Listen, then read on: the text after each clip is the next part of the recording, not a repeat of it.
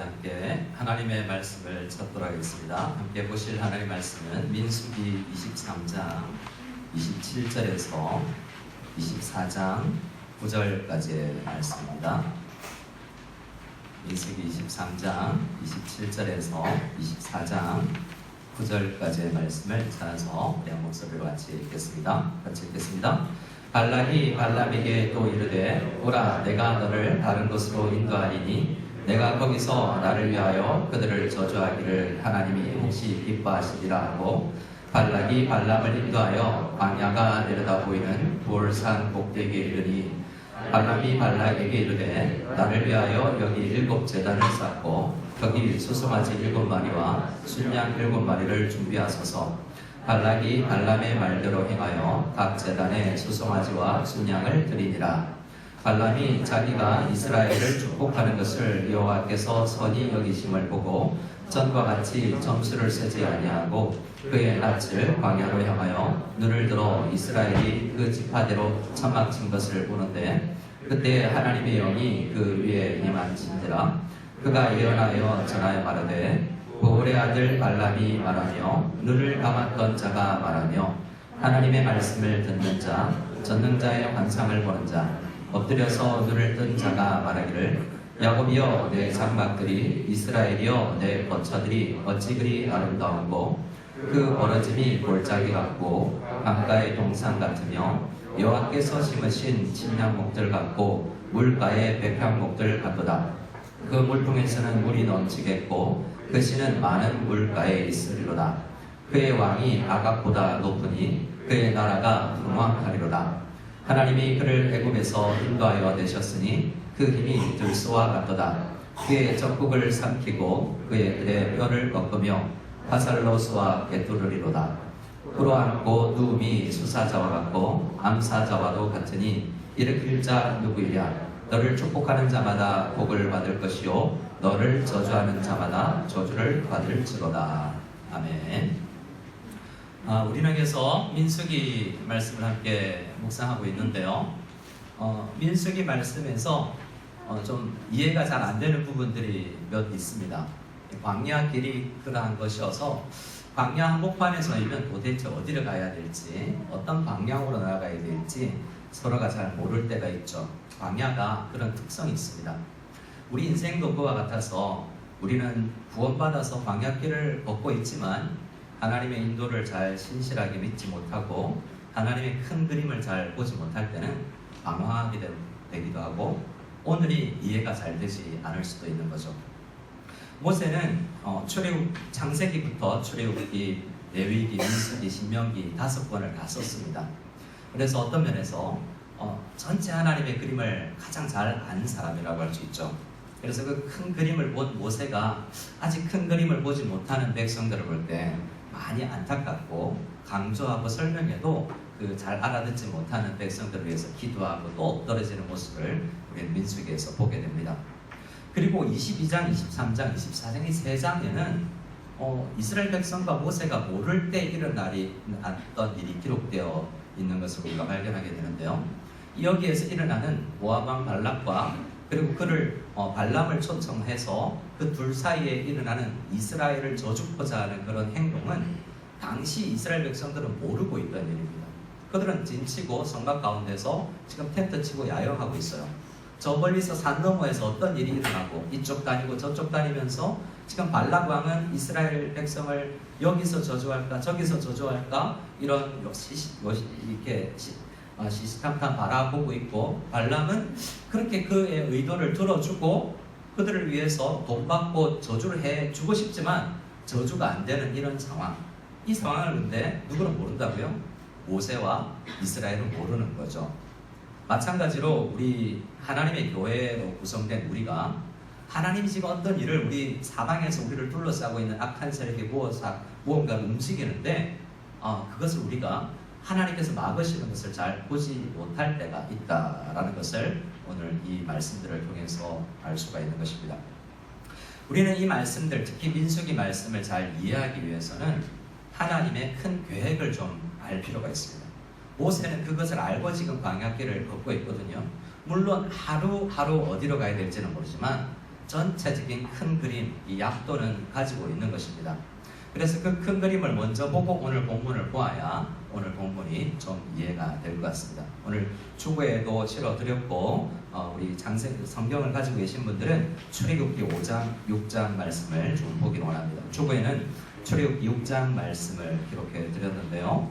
사실 5장 말씀부터를 보아야 되는 것입니다.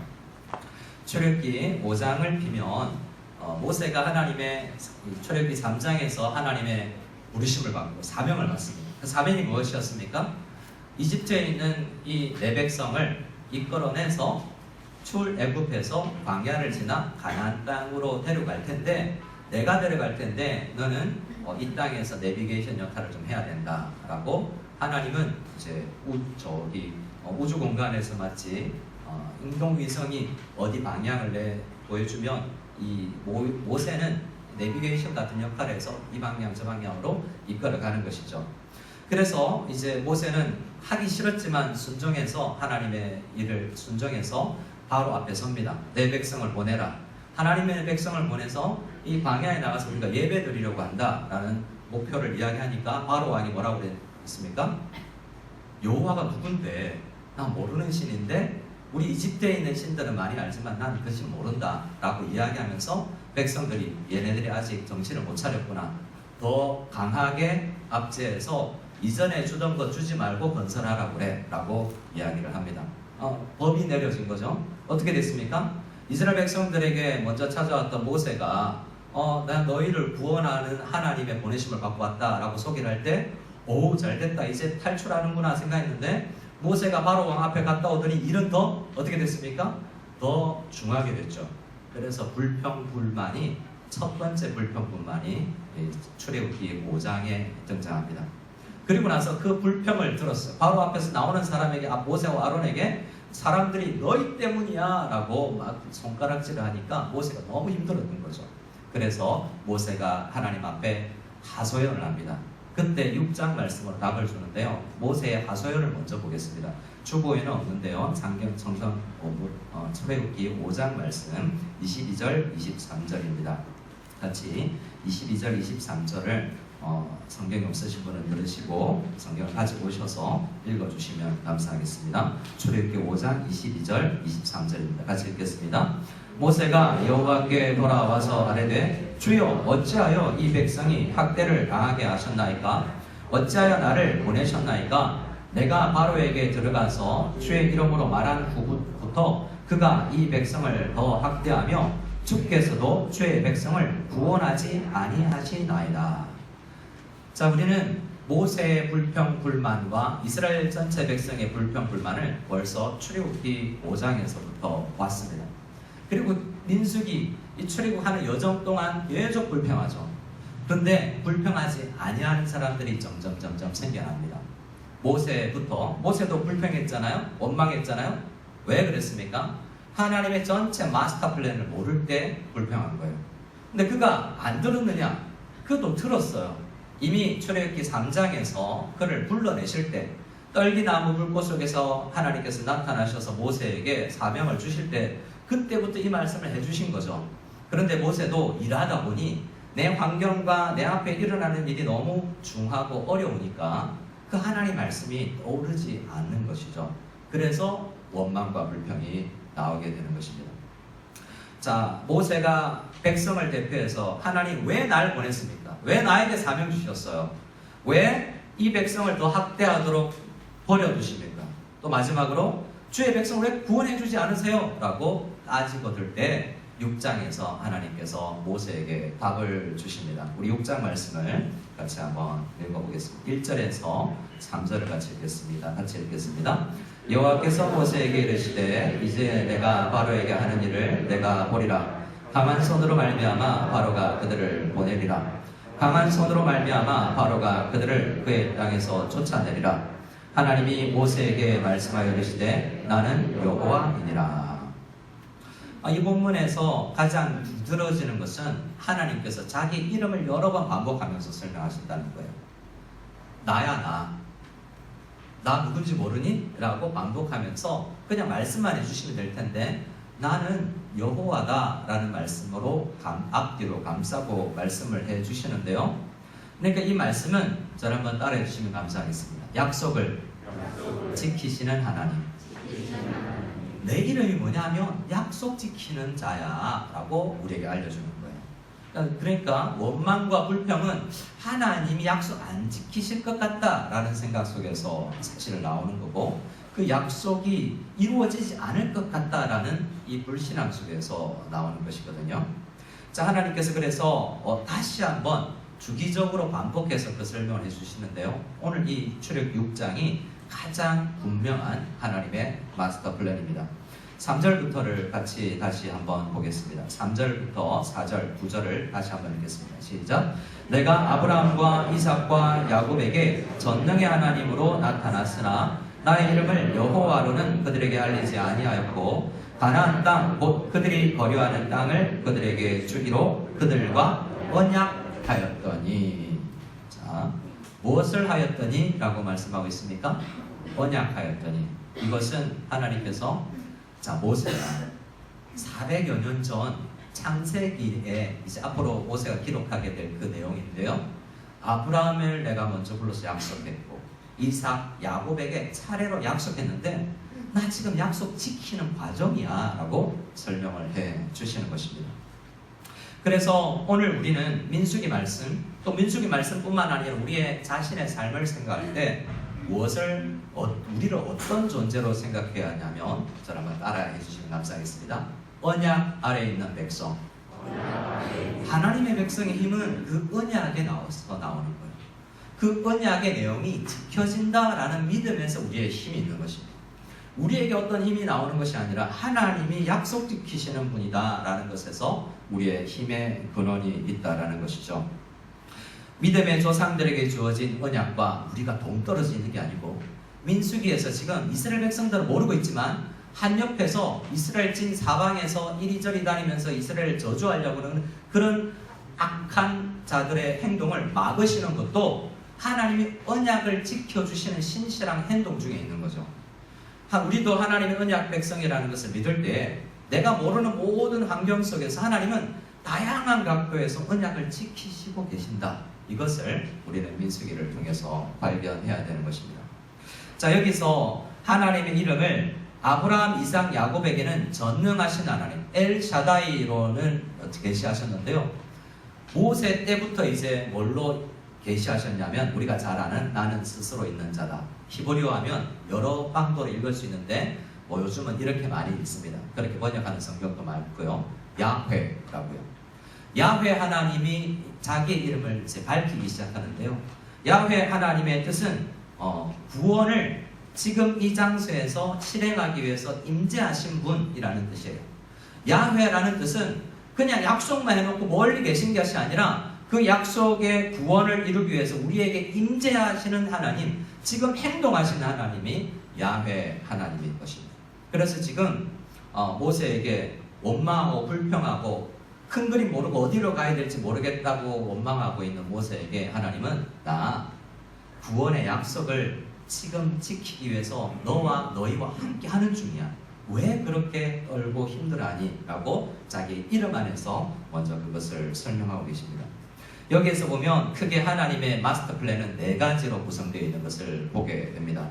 먼저 6절 안에서 발견하는 첫 번째 하나님의 목적인데요. 하나님께서 약속을 지키시는데 그 약속은 이렇게 지켜집니다. 6절 우리 말씀을 같이 읽겠습니다. 시작. 그러므로 이스라엘 자손에게 말하기를 나는 여호와라 내가 애굽 사람의 무거운 짐에서 너를 빼내며 그들의 노역에서 너희를 건지며 편팔과 여러 큰 심판들로서 너희를 속량하여. 여기에 하나님이 어떤 분으로 등장하냐면 이스라엘을 이집트에 있는 사람을 빼내고 건지고 속량한다라는 표현이 등장합니다.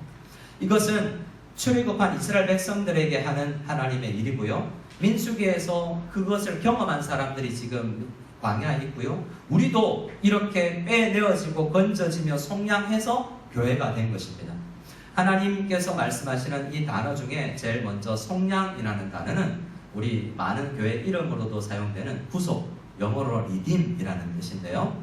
구속해낸다라는 것은 재산과 몸이 팔려서 이제 정말 아무것도 없는 상태, 몸이 팔려서 종되어 있는 상태를 대신해서 값을 지불하고 사주는 것을 구속이라고 그러거든요.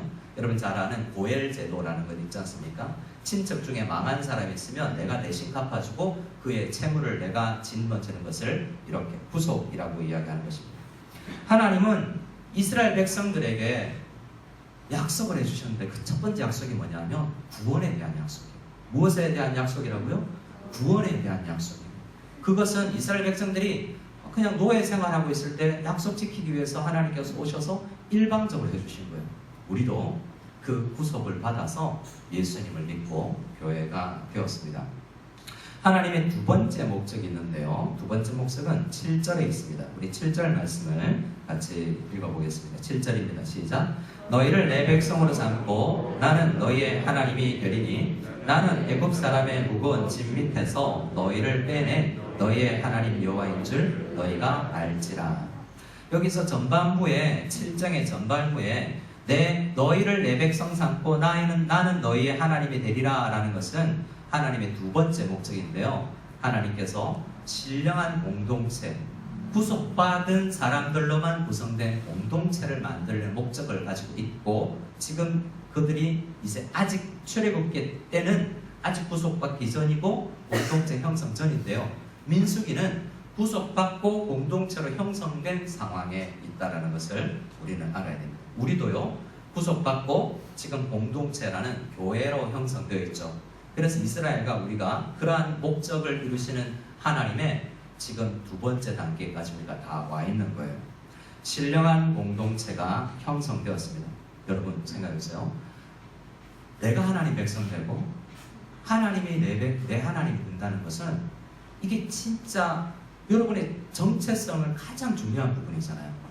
대부분의 사람들이 정체성 너 누구니? 라고 물으면 부모와의 관계를 이야기하죠.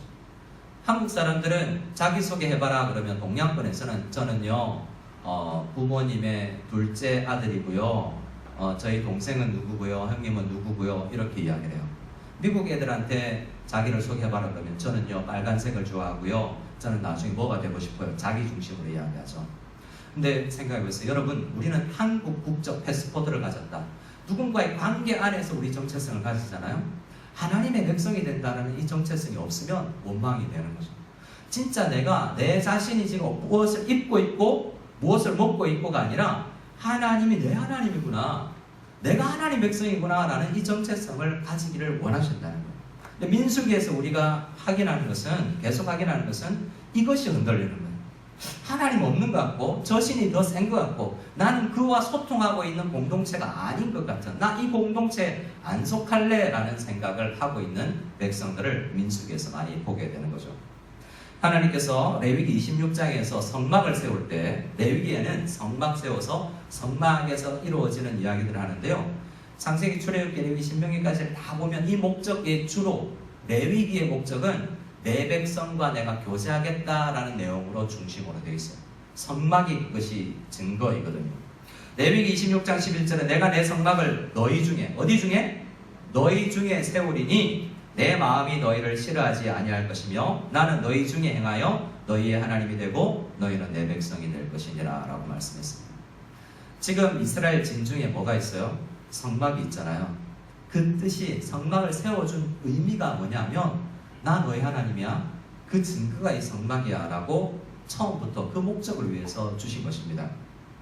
그래서 우리는 하나님의 신령한 공동체로 우리가 하나님 앞에 구성된 교회다라는 생각을 이 시간에 가져야 되고, 오늘 출애굽기 6장에서 두 번째 하나님의 큰 계획의 목적은 공동체를 만드는 것이다 라고 확인을 했습니다. 세 번째 목적이 있는데요. 우리 7절을 다시 한번 읽어보겠습니다. 7절을 다시 한번 읽습니다. 시작. 너희를 내 백성으로 삼고 나는 너희의 하나님이 되리니 나는 애굽 사람의 무거운 짐에서 너희를 빼낸 너희의 하나님 여호와인 줄 너희가 알지라. 여기서 제일 중요한 단어가 이 단어인데요. 저를 한번 따라하겠습니다. 너희가 알지라. 여러분, 하나님의 백성이 되고 하나님이 내 하나님이 된다라는 것을 들은 거하고 아는 거하고는 다르는 거예요. 유명한 책 중에서 Knowing God이라는 그런 책이 있습니다. 하나님을 여러분 하나님에 대해서 아는 것과 하나님을 아는 것의 차이를 이야기합니다. 지금 하나님의 백성이 됐지만, 신분상으로 하나님의 백성이 됐지만 알아가는 중인 것이죠. 이건 좀 다른 거예요. 제가 자주 예로 드는 것이, 여러분 군대를 갔다 온 분이거나 자녀들이 군대를 갈 텐데, 그냥 오늘까지 일반인이다가 내일 군대 입대하면 바로 신분이 뭐가 됩니까? 군인이에요. 훈련병이지만 그건 군인이에요. 신분이 일반인이 아니라 군인인 거죠. 근데 그는 아직 총 쏘는 법을 몰라요. 그는 아직 제식 훈련을 잘 몰라요. 군대에서 어떻게 살아야 되는지, 어떻게 싸워야 되는지 아직 배우지 않았기 때문에 몰라요. 백성이라는 신분을 얻었지만 알아가는 것은 그 다음 일이라는 거죠. 민수기에서 우리가 가장 크게 발견하는 것이 뭐냐면 알아가는데 실패하는 거죠. 하나님 계속 자기를 계시하는데 하나님을 알려고 하지 아니하는 백성들의 모습을 보는 것입니다. 민수기 22장에서 24장에서 그들이 모르는 중에도 일하시는 하나님이라는 것을 이제 깨닫게 되는 거예요. 그때는, 이전에는 홍해가 갈라져야만 하나님이 계시구나, 내 앞에 만나가 떨어져야만 하나님이 계시구나 알는데, 지금 이 본문을 통해서 그들은 더 하나님을 깨닫는 거예요. 내 눈에 안 보여도, 내가 자고 있어도, 내가 졸고 있어도 하나님은 일하시는 분이고 약속을 지키시는 분이고라는 것을 알아가는 거죠. 그것을 알아가면 편안하여 잠을 잘 수가 있게 되는 것입니다. 자, 네 번째 목적입니다. 우리 8절 말씀을 같이 읽겠습니다. 8절 말씀을 같이 읽겠습니다. 시작. 내가 아브라함과 이삭과 야곱에게 주기로 맹세한 땅으로 너희를 인도하고 그 땅을 너희에게 주어 기업을 삼게 하리라. 나는 여호와라 하셨다 하라. 마지막은 뭡니까? 맹세한 땅을 줄게 라는 것이고, 지금 민수기에는 그 땅으로 인도하고 있는데 너희들 왜 이렇게 불평불만이니? 라고 이야기하시는 것입니다. 하나님의 최종 네 번째 목적은 우리를 그 땅으로, 젖과 꿀이 흐르는 땅으로 인도해 내시는 것입니다. 성경은 처음부터 이 네 가지 목적으로 구성되어 있어요. 아브라함을 불러낼 때부터 너를 구속하고 백성 삼고 나를 알아가고 끝내는 가나안 땅이 이야기하는 천국 땅에 너희를 데려가겠다라는 약속이 창세기부터 요한계시록까지 계속 반복되고 있는 거죠. 근데 우리가 민수기에서처럼 그 하나님의 전체 계획을 모를 때는, 지금은 어떤 민수기에서는 어떤 중이냐면 목적이 다다른 것이 아니라 인도하여 가는 과정 중에 있고, 그 과정 속에서 하나님을 알아가야 되는 책임이 백성들에게 있는데, 알아가지 못하고 인도하심에 대해서 그들이 잘 신뢰하지 못하기 때문에 원망과 불평이 나오는 것입니다. 자, 이 네 가지 목적을 가지고 우리 민수기 말씀으로 넘어가 보도록 하겠습니다. 민수기 말씀을 같이 다시 24장을 보겠습니다.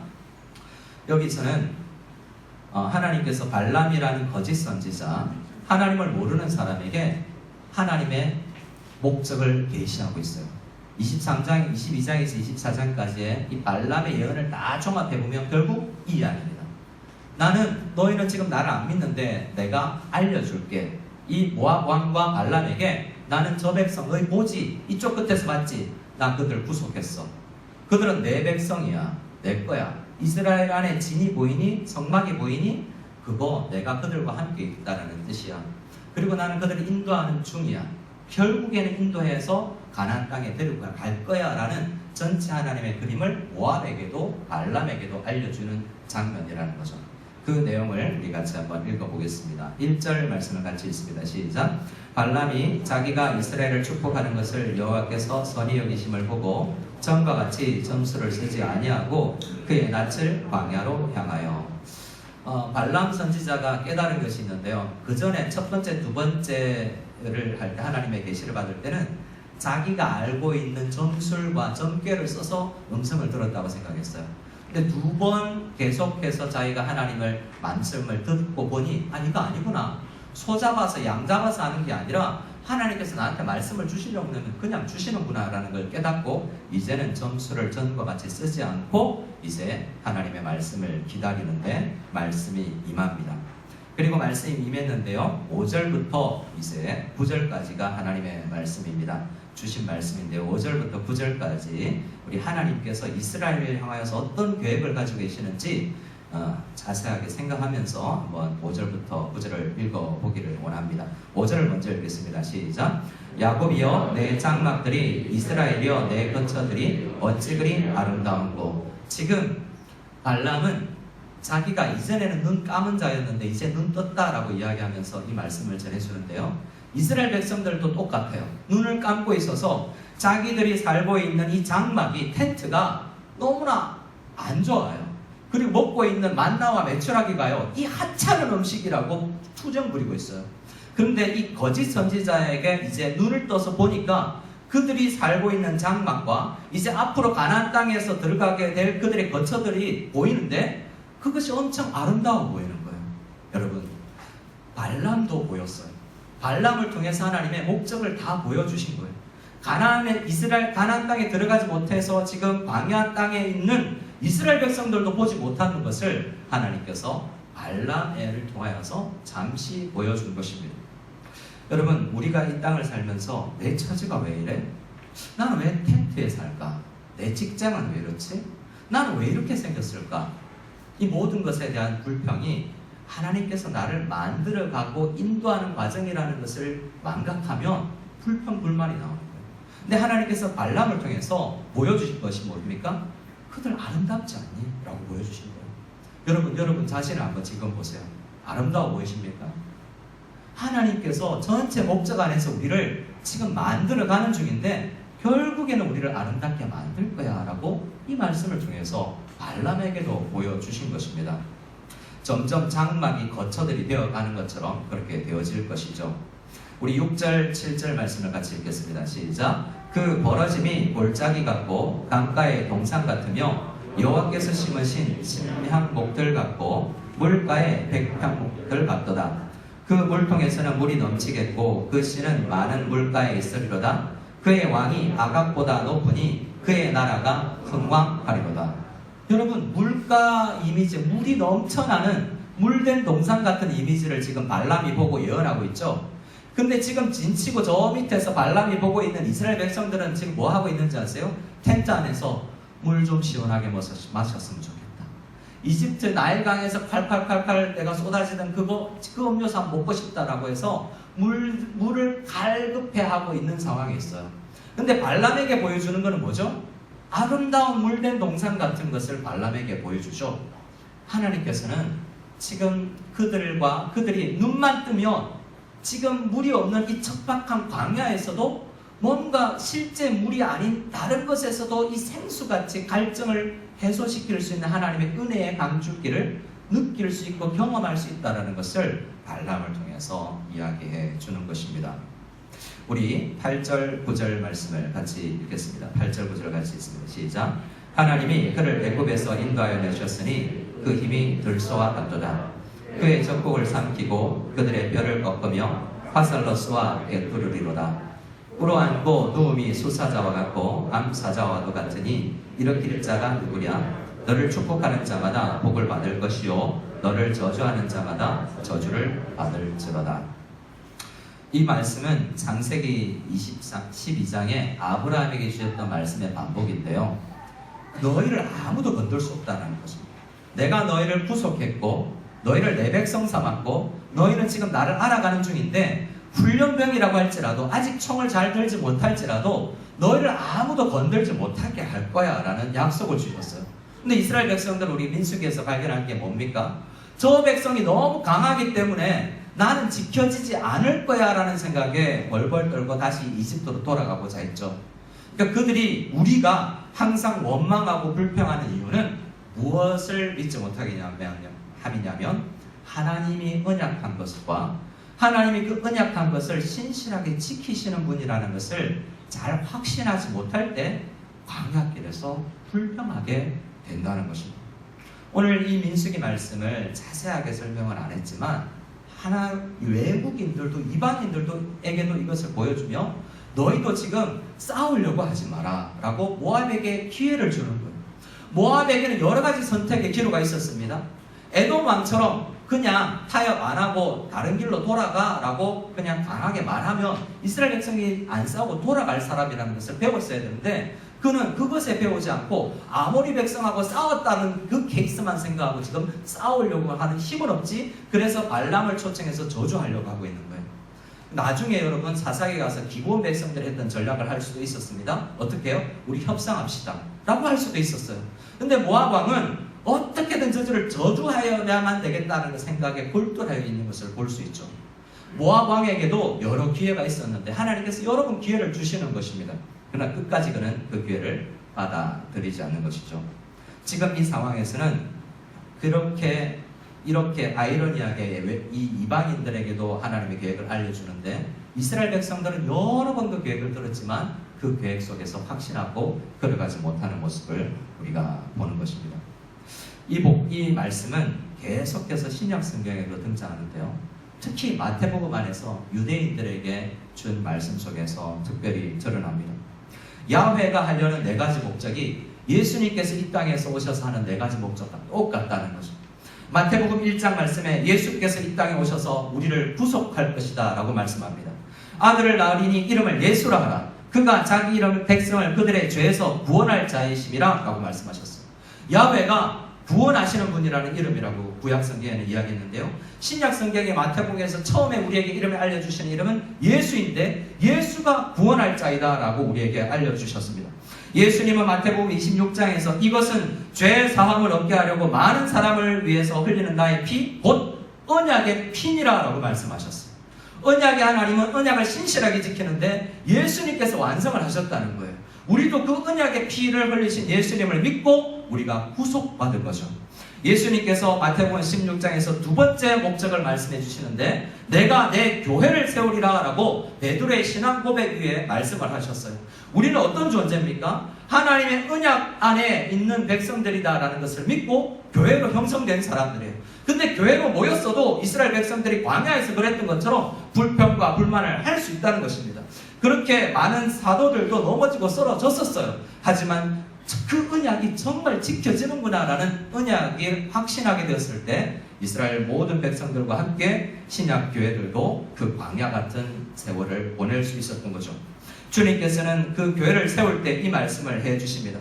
내가 이 반석 위에 내 교회를 세우리니 음부의 권세가 이기지 못하리라. 저를 따라하겠습니다. 음부의 권세가 이기지 못하리라. 민수기에서 우리가 발견한 게 뭡니까? 발락과 발람이 아무리 음부의 권세가 되어서 저들을 저주하려고 해도 교회를 이기지 못한다라는 말씀을 민수기에서 이미 해주신 것이잖아요. 우리도 마찬가지입니다. 두렵고 떨립니다. 가나안 땅을 보면 두렵고 떨립니다. 하지만 그때 뭘 믿어야 돼요? 하나님이 언약의 하나님이고 그 언약을 지키는 야훼시요 우리 신약 백성들은 예수가 음부의 권세를 이기는 교회의 주인이시구나라는 것을 믿어야 하는 것이죠. 예수의 세 번째 목적은 무엇입니까? 우리와 지속적으로 교제하고 싶고 나를 좀 알아달라라는, 나를 좀 알아가는 과정을 좀 거쳐달라는 주님의 말씀입니다. 마태복음 1장을 시작할 때 처녀가 잉태하여 아들을 낳을 것이요 그의 이름은 임마누엘이라 라고 할 것이라고 하시면서 그 뜻이 하나님이 우리와 함께 계신다. 성막을 지고 이스라엘 백성들 가운데 가셨던 것처럼 예수님은 임마누엘로 우리와 지금 함께 계시면서 날 좀 알아가면 안 되겠니라고 우리에게 또 요청하십니다. 근데 이스라엘 백성들 대부분은요 광야 안에서 하나님을 알아가는 것을 망각하고 불평하는 것을 선택했어요. 하나님을 그 광야 계속해서 이렇게 알기를 원해서 계시를 주시는데 하나님의 백성들은 알아가는 것에 자주 실패한다라는 것을 우리는 봅니다. 하지만 실망하지 않습니다. 마태복음 28장의 마지막에 넘어지고 쓰러지고 원망하는 우리에게 걱정 마. 내가 약속 이룰 때까지 끝까지 너희와 함께 알면서 너희가 나를 결국은 알 수밖에 없는 존재로 만들 거야 라고 마태복음 28장 마지막 절에서 우리에게 해주십니다. 예수님의 네 번째 목적도 모세에게 알려준 네 번째 목적과 같아요. 끝내 가나안 땅에 너희를 데리고 가겠다라는 목적입니다. 그런데 이 목적은요 천국 가서만 이루어지는 것이 아니라 이 땅에서도 적과 꿀이 흐르는 것을 경험하는 삶을 이야기합니다. 예수님은 이 땅에 오셔서 마태복음 5장에서 팔복을 가르치시면서 온유한 자는 복이 있나니 그들이 땅을 기업으로 받을 것이며 라고 말씀하셨어요. 온유한 자는요 불평하고 원망하는 것이 아니라 광야 속에서 내가 지금 광야 걷고 있는데 인도하신다고 내 구속받았는데 우리를 공동체를 만드셨는데 지금 인도하는 중이구나. 여호수아와 갈렙은요 이집트에도 살아봤고 광야에도 살아봤고 가나안에도 살아봤어요. 모세는요 이집트에 살아갔고 광야만 살아갔어요. 그런데요, 그들이 동일하게 느낀 게 뭐냐면 모세는 온유해서 적과 꿀이 땅이 흐르는 땅에 안 들어갔어도 가장 이 땅에서 온유한 자여서 땅을 기업으로 이미 받은 것이에요. 이 땅 광야에서 그 땅을 누린 사람이 모세인 것입니다. 우리 민수기에서 하나님이 이 목적을 이루시는 분이라는 것을 계속 확인해야 돼요. 하나님이 가나안 땅을 기업으로 받게 하신다는 것은 여러 면으로 우리에게 소개되는데요. 하나님은 말씀 안에서 풍요로운 삶을 이 광야 같은 척박한 중국 땅에서도 누릴 수 있다라고 약속을 하십니다. 사람이 떡으로만 살 것이 아니요 하나님의 이름으로 나오는 말씀으로 살 것이라고 민수기 말씀에서도 가르쳐 주셨는데요. 우리가 가나안 땅에 안 가도요 적과 꿀이 흐르는 것을 맛볼 수 있어요. 어디서요? 오늘 우리가 리딩 지저스로 말씀을 묵상하고 큐티책으로 말씀을 묵상하면서요 적과 꿀을 우리가 날마다 경험하는 거예요. 민수기는 그것을 실패했던 사람들의 이야기예요. 예수님께서는 마태복음 11장에서 수고하고 무거운 짐진 자들아 다 내게로 오라 라고 말씀하시면서요 마음의 힘을 좀 얻어야 된다라고 말씀하십니다. 백성들은 마음에 힘이 없었어요. 민수기에서. 근데 주님은 모세처럼 그런 어려운 리더십 환경 속에서도 마음이 평안하고 끝내 하나님께서 이루실 거야 라는 믿음으로 힘을 얻는 사람, 그런 훈련을 하게 하셨던 것입니다. 여러분 주일날 모여서 우리가 다시 한번 오늘 말씀 민수기 말씀을 통해서 이 발람과 모압왕 발락을 통해서 우리에게 알려주신 것은 하나님은 언약의 하나님이고 언약을 지키는 중에 있구나라는 것을 깨달아야 되는 것입니다. 우리는 지금 광야 보고 있습니다. 광야는요 하나님이 인도한 곳이에요. 중국은 여러분 인도하시고 병원으로도 인도하실 때가 있고요. 정말 관계의 깨어짐 속으로 인도하실 수도 있고요. 궁핍으로 인도하실 때도 있고요. 감옥으로 인도하실 때도 있어요. 근데 그 속에서도 적과 꿀이 흐르는 땅을 맛보아야 됩니다. 지금 발람은 그것을 보았어요. 이스라엘은 못 보고 있어요. 여러분 오늘 말씀을 붙들면서 우리 하나님의 신실한 하나님에서 오늘도 우리는 하나님 말씀 안에서 그 적과 꿀을 경험할 수 있다, 마음의 힘을 경험할 수 있다라는 것을 간절히 믿고 언약의 신실하신 하나님을 믿고 나아갈 수 있는 저와 여러분들 다 될 수 있기를 소원합니다. 우리 함께 찬양 드리겠습니다. 주가